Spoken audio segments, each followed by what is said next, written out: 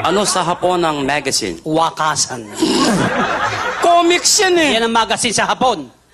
Wakasan. Yan. Ano sa Hapon ang mayaman? Nakakutsi. Anong nakakutsi? Hindi ka mayaman doon, magkakutsi ka. Palasang Hapon. Parang Tagalog talaga Akong eh. bahala. Ano sa Hapon yung binitay na? Ichigaray. Patay na yun eh.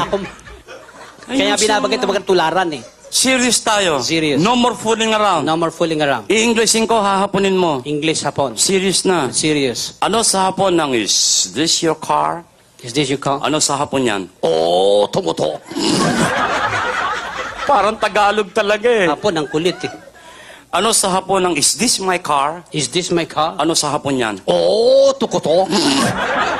Talagang tinatarantado mo ako, Sino no? ba nag-aral? Ikaw. O racket ko to.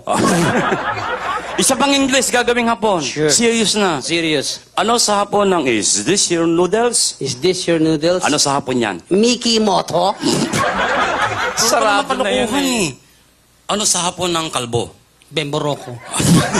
Artista yun eh. Huwag sa tatong inihalo sa Tagalog yun. Sa mga hayop naman tayo. Sa hayo. Ano ang baboy sa Hapon?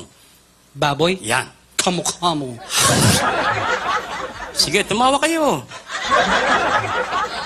Tataba din kayo, kala nyo.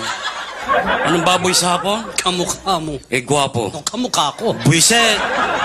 Sa French Eh, tayo. masalo ko sanay. Ingat ka, may mga foreign job, baka makaintindihan tayo. Filipinos are born intellectual. No problem with that. Okay. Ano sa French ang flower?